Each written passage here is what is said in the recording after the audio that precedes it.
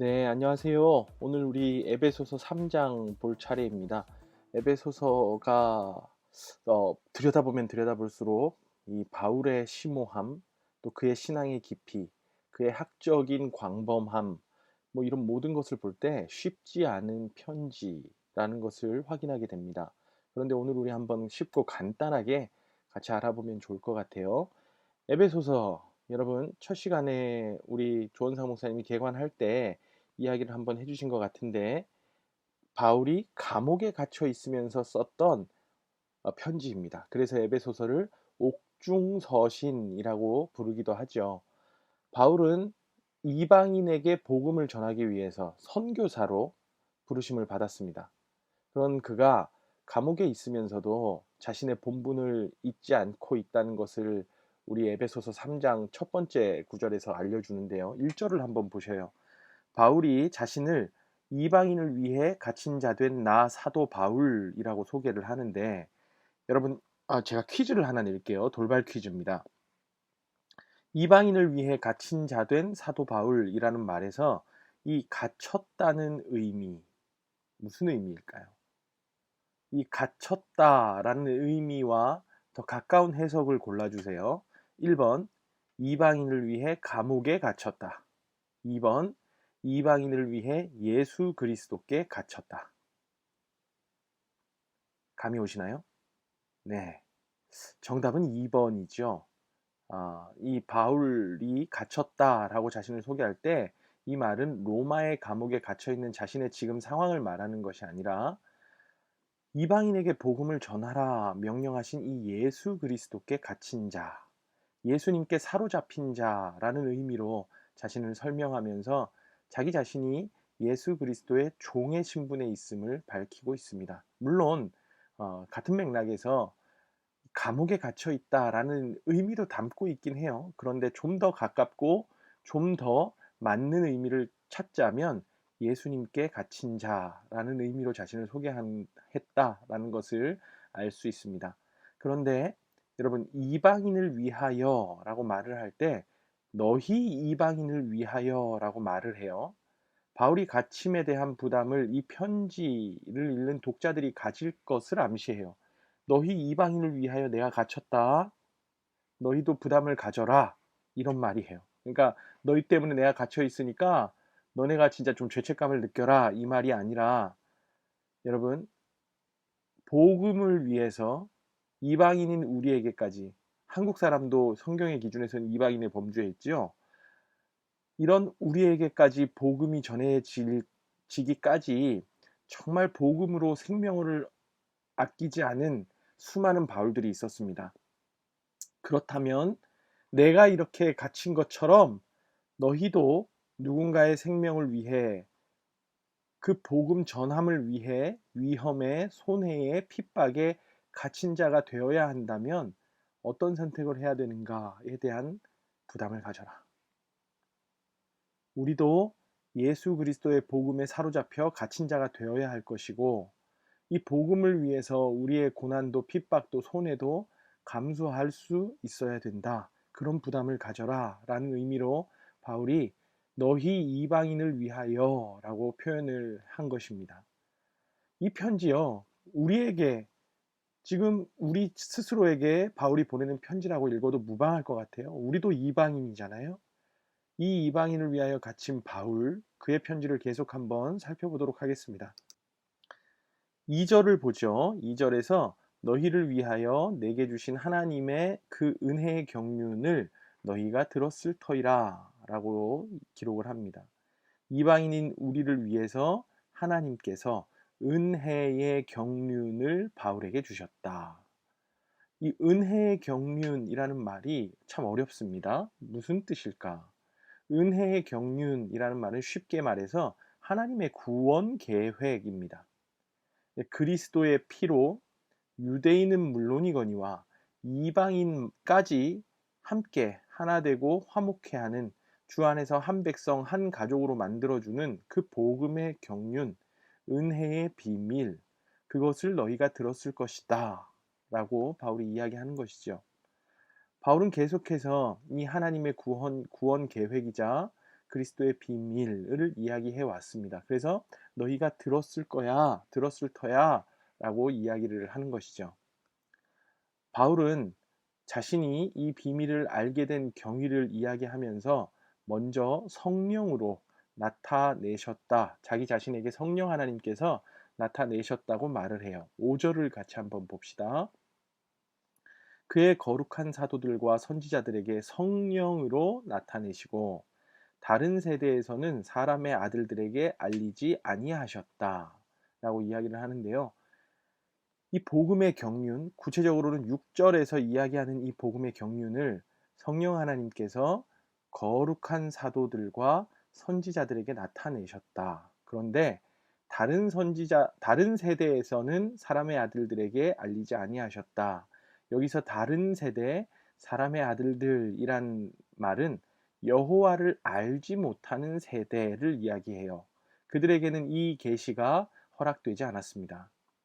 그리고 7절에서 이야기하는 바 이 복음을 위하여 그의 능력으로 역사하시는 대로 내게 주신 하나님의 은혜의 선물을 따라 내가 일꾼이 되었노라 라고 이야기를 하면서 이 복음의 경륜, 은혜의 경륜, 그리스도의 비밀, 이방인에게도 복음으로 하나 될 수 있다는 이 선물이 하나님이 주신 선물이라고 이야기를 하는 거예요. 바울이 막 공부해서 알려고 하지 않았습니다. 바울이 알아내려고 무슨 보물 지도를 찾아가고 암호 해독을 하지 않았어요. 하나님이 바울에게 주신 은혜의 선물이었습니다. 여러분, 유대인에게나 이방인에게나 이 복음은 주님이 주신 선물입니다. 우리의 노력이나 공로로 받는 게 아니라는 것을 다시 한번 강조하는 것이죠. 그리고 이제 이 바울이 전하던 복음은 교회로 이양되었습니다. 교회의 사명에 대해서 10절에서 11절에서 이야기를 하는데요.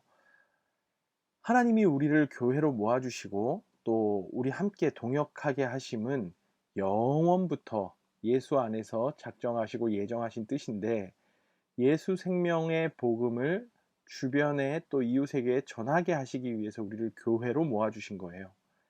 이는 자 10절 한번 보십시오. 이는 이제 교회로 말미암아 하늘에 있는 통치자들과 권세들에게 하나님의 각종 지혜를 알게 하려 하심이니 곧 영원부터 11절입니다. 곧 영원부터 우리 주 그리스도 예수 안에서 예정하신 뜻대로 하신 것이라. 여러분, 우리가 우리끼리만 재미있고 우리끼리 모여서 우리끼리만 감동받는 것이 교회의 목적이 아니에요. 우리는 이 주님의 생명을 전해야 하는 사명을 영원부터 예수 그리스도 안에서 예정하신 뜻에 따라 받은 자들입니다. 그리고 그 사명을 전할 때 12절에서 말하는 것처럼 많은 거짓들이 위협해도 확신을 가지고 또 13절에서 말하는 바와 같이 환난 속에서도 낙심하지 말고 전해야 한다는 것을 바울이 이야기하죠. 에베소서 3장의 첫 번째 단락이 마무리되었습니다. 그리고 14절부터 21절까지가 두 번째 단락인데요. 복음을 누리고 전해야 하는 교회된 우리에게 겉사람보다 속사람이 강건해야 함을 강조하고 있습니다. 16절입니다. 그의 영광의 풍성함을 따라 그의 성령으로 말미암아 너희 속사람을 능력으로 강건하게 하시오며. 여러분, 겉사람은 시간이 지나면 낡아지는 우리 껍데기를 말한다면 속사람은 예수님을 믿는 우리의 중심입니다. 하나님께서 사람을 보실 때 겉사람, 겉모습이 아니라 이 속사람을 보신다고 말씀하셨죠. 사람을 세우실 때 또 사람을 통해 일하실 때 우리의 속사람을 누구보다 정확하게 꿰뚫어 보시고 판단하시는 분이 하나님이십니다. 이 속사람이 강해지려면 17절을 한번 보셔요. 믿음으로 말미암아 그리스도께서 너희 마음에 계시게 하시옵고 너희가 사랑 가운데서 뿌리가 박히고 터가 굳어져서 이 속사람이 강하게 하려면 먼저 예수 그리스도께서 우리 마음에 계셔야 하고 두 번째는 사랑이 우리에게 뿌리 박혀 있고 터가 되어야 한다는 것을 알려줍니다. 여러분, 여러분의 마음에 예수님이 계신가요? 그리고 우리는 사람들을 대할 때나 어떤 일을 할 때 사랑으로 행하고 사랑으로 하나 되고 있습니까? 내면이 약해질 때마다 우리가 먼저 붙잡아야 하고 확인해야 할 것. 나 겉으로는 괜찮은 척 하면서도 내면에서 나는 많이 불안하고 힘들고 망가져 있다 하는 사람들이 먼저 확인해야 할 것은 우리 안에 예수님이 계신가? 그 예수님은 능력이 있으신 분이신가? 그리고 우리는 그 예수의 사랑으로 우리 안에서 전가 되고 배가 되어 확신하고 행동하고 있는가? 이 두 가지 확인해야 됩니다. 예수님이 여러분에게 어떤 분이십니까? 그저 교회 생활을 위한 하나의 키워드에 지나지 않습니까? 너무 익숙한 이름, 너무 익숙한 단어나 용어가 되어 있진 않습니까? 예수님을 우리의 우선순위에 두자라는 말이 아니라 예수님을 우리의 전부가 되시도록 마음의 좌소에 모시자는 말입니다. 또한 그분이 가르쳐 주시고 보여주신 사랑을 먼저는 나 자신에게 또 주변에 잘 뿌리고 심자. 그것이 속사람이 강해지는 방법이요. 그리스도의 비밀을 품은 교회가 당연히 갖춰야 할 조건임을 알려주고 있습니다. 너희 모두가 그렇게 살 수 있도록, 그렇게 될 수 있도록 나 바울이 구할게 라고 이야기하면서 18절에서 21절을 썼는데요. 18절에서 21절까지 한번 읽어보도록 하겠습니다. 능히 모든 성도와 함께 지식에 넘치는 그리스도의 사랑을 알고 그 너비와 길이와 높이가 그 너비와 길이와 높이와 깊이가 어떠함을 깨달아 하나님의 모든 충만하신 것으로 너희에게 충만하게 하시기를 구하노라. 우리 가운데서 역사하시는 능력대로 우리가 구하거나 생각하는 모든 것에 더 넘치도록 능히 하실 이에게 교회 안에서와 그리스도 예수 안에서 영광이 대대로 무궁하기를 원하노라. 아멘. 조금 어렵나요? 안 어렵죠? 네, 조금 어려우실 것 같아서 이 에베소서를 그냥 개역개정 성경으로 읽으면 쉽진 않습니다. 쉽진 않아서 제가 쉬운 성경으로 다시 한번 이 18절에서 21절을 읽어보도록 하겠습니다. 모든 성도들이 그리스도의 크신 사랑을 깨닫게 되기를 기도합니다. 그분의 사랑이 얼마나 한없고 넓으며 얼마나 깊고도 높은지를 진정으로 깨닫게 되기를 기도합니다. 그리스도의 사랑을 어느 누가 잴 수 있겠습니까? 그러나 그 사랑을 체험하여 하나님의 충만함이 여러분 마음속에 채워지기를 기도합니다. 우리 가운데 일하시는 하나님께서는 우리가 구하고 생각하는 것보다 훨씬 더 많은 것을 채워주실 것입니다. 교회와 그리스도를 통해 구원을 이루어 가시는 하나님께 영원히 영광을 올려드립니다. 아멘. 바울의 간구입니다. 그리스도와 사랑이 우리에게 넘치기를 하나님의 충만하심에 기대어 구한다.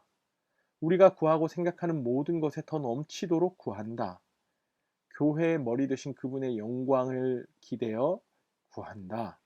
이렇게 바울이 축복하면서 에베소서 3장을 마무리합니다. 여러분, 저도 동일합니다. 우리 여수름 멤버들의 가정과 소그룹이 사랑방이 이 그리스도의 비밀을 깨닫고 누리는 것은 물론이요. 전하는 사명을 잘 감당하면서 여러분 한 사람 한 사람이 중심이 그리스도와 사랑으로 강건하시기를 구합니다. 우리 서로 그렇게 구하는 기도 하시면서 마무리하셔도 좋겠네요. 우리는 스스로에게 또 서로에게 좋은 교회가 되어야 합니다. 우리는 그리스도께서 우리에게 그분의 비밀, 은혜의 경륜을 알려주신 그 사명을 잘 감당해야 합니다. 우리의 속사람이 중요한데 우리의 속사람은 예수 그리스도와 그분의 사랑으로 충만해질 수 있고 그 충만해질 수 있는 방법은 그 영원하시고 풍성하신 충만하신 하나님께 간구하는 것입니다. 여러분, 우리가 구원을 얻기까지 어떤 여정을 거쳐왔는지 또 어떤 수고들이 있었는지 살펴보면 다 말로 못하죠. 하나님의 은혜입니다. 하나님의 계획하심입니다. 라고밖에 말할 수 없을 것 같아요. 그 하나님의 계획과 하나님의 신실하심이 오늘 이 하루도 여러분의 삶을 덮고 있음을 잊지 마시고 강건하게 교회로서 서시기를 간절히 바랍니다.